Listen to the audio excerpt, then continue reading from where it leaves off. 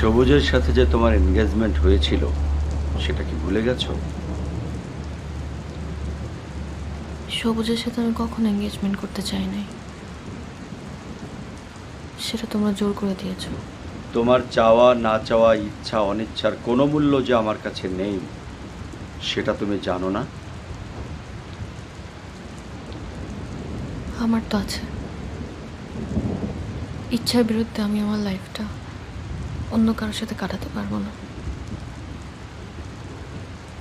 তোমার জন্ম কি? আস্তে, অর্ক ঘুমিয়েছে, খুব কষ্ট করে আমি ওকে ঘুম পাড়িয়েছি। তোমার জন্ম কি হয়েছে শুধু আমাকে অপমান করার জন্য? অপমান করতে চাই না বলেই তো বিয়ে করে ফেলেছে। আর সব কিছু সবুজকে জানানো হয়েছে, কোনো আপত্তি নেই।